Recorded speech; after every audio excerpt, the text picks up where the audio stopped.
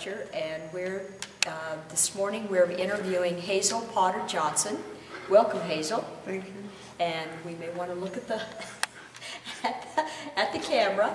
And Hazel is a longtime resident of the San Andres Mountains, and she's attended school. I think you've lived in Sierra County most of your life. Well, originally that part was in Socorro County, and they didn't grade our roads. They didn't do nothing. When I was in 6th grade, they cut school off in March instead of leaving it 2 more months. So in 1950, all the ranchers went together, got a petition, got the lower part I put in Sierra County. Okay. So tell us about, when you talk about going to school, what year were you born? And tell us a little bit about your family. Well, I was born Hazel Potter to Bessie Henderson and Ernest Potter in Tularosa, New Mexico. My grandparents both had houses on 2nd Street in Tularosa. And then, well, I was born November 3rd, 1929. And I came back out to the ranch, and we lived. Daddy had 2 houses. One was made out of lumber and one out of tin at the Red Hills. And then they bought the Bennett place, and there was an adobe house on it. And we lived in it for quite a while. In 1939, Daddy built a 4-bedroom house. And after he got it built, we had a big dance and really had a lot of fun. Now, for those that don't understand exactly the connection to Tularosa and where your ranch was and where your family ranched, about how far was your ranch from Tularosa and how far was it from Hot Springs? We were in between 45 miles either way. And you were up in the mountains. Uh-huh. And how close to Rhodes Canyon? Well, you come up Rhodes Canyon up to, and where Bosque Canyon come in, you go about a mile or a little over a mile up to where we were. If you went clear up on Highway 52 on Rhodes Canyon, my uncle lived. It was about a mile over the hills from where my uncle lived, Yule Potter.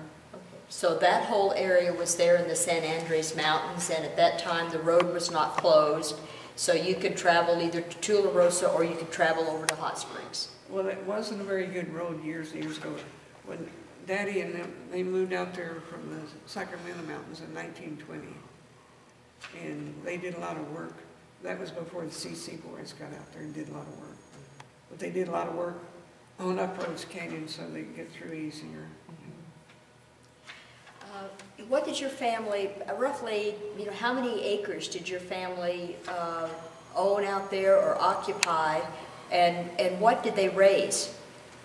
They had about 36 sections, and they had Angora goats. Then after the government took over, Daddy went more to cows. Well, he had sheep one year, and then he went to cows. So 36 sections, there's roughly what? What is it, 640? 640 acres to a section. Okay, so quite a bit of land. And the government took all but 10 of it. 10 sections? And how many goats roughly or Angora goats, how many would survive on that amount of land? Well, when they first got out there, they had 4,000. And when the Taylor Grazing Act went into effect in about 1932 or something, they cut them down to 1990. And why was that? I think the Taylor Act, I think you're right, I think it was maybe 1929, something like that. It was right about that period. Does that sound right, or 1829? 1932, I think is what it went into. Okay. So when they cut them back, what was the rationale for that Taylor Act? I don't know. How did your family feel about that? Well, they didn't see why they had to cut them down that much. What would describe the land out there? Was it grassy, or was it the stuff? Well, some of it was grassy and in mountains, but it had good grass on it. We didn't have all that tobosa grass like a lot of it now. Cows don't hardly eat that tobosa grass. So what did your family do with the Angora goats then? Did they shear them? Did they sell them at market? Explain what the market was. They sheared them twice a year, in March and in September. And the billy goats were neutered, so they were muttons, and they'd sell the muttons off. And did you? And where did you take the Angora? I guess it would be called hair. Mohair. Where was that shipped to? From England? No, they usually take it to Tularosa or to Roswell. And one year back during the war, I don't remember now what year, everybody's mohair was sent to the East Coast and stored in mothballs because there was no sale for it. They finally did get to sell it, but they stored it in mothballs. So when your family didn't have that income that year, describe that. About how old were you when that happened? Probably what, 4, 5, 6, something like that? I know it was pretty rough on them because they didn't go to town to work or anything. They just stayed out there. And R.D. Champion's store in town, I guess, let them, because they didn't go to town very often. Back then, they might go once every 6 months. And did they charge their food then? I mean, did they? They may have. I don't know. Yeah. Okay. What were there wells drilled out there for the water for the Angora goats? And do you remember? Did they drill the wells themselves or? Well, most the one there, the Towner place where Daddy built a big house, that was maybe 35 foot deep.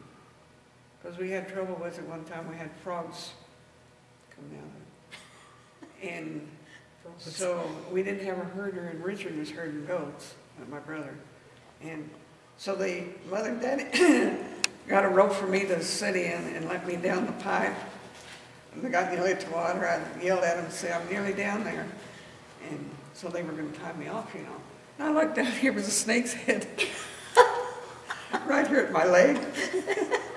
I started screaming, so they pulled me up some, and they tried to get me to go back, and I said, "I'm not going back with that snake." So Daddy, I don't know if he went to Tularosa or over here, but he got a bunch of cement, and they'd get gravel out of Bosque Canyon. So they'd form it up, and they'd pour live-herded goats the day they poured concrete. And then Richard would go herd, and when they got it fixed for me, I had to herd goats again. And then the one at, I don't know how deep the one was at the Red Hill, but it was over the hill from where the two houses were. They had to take the pickup over. Way back there, it was been a wagon takeover, or else carry some up over the hill to the house. Now, did you, when you talk about they were pouring the cement, was that in the well, or was that? In the well, to make a casing. Okay. Because it was originally cased with tree logs, and they were rotten and falling. And so obviously when you had snakes and frogs in the well, then there must have been access of these animals. How do you think they got there? Was there I don't know. Was there seepage from another area, or? I don't know. Richard was going down in there and doing this work, and he never did see the snake. He said, "I don't think you saw one." I said, "I know I did, because the head was like that." Well, that's interesting. That how many frogs do you think were down there? I don't know. Just a lot, huh? So the well, was the water sweet?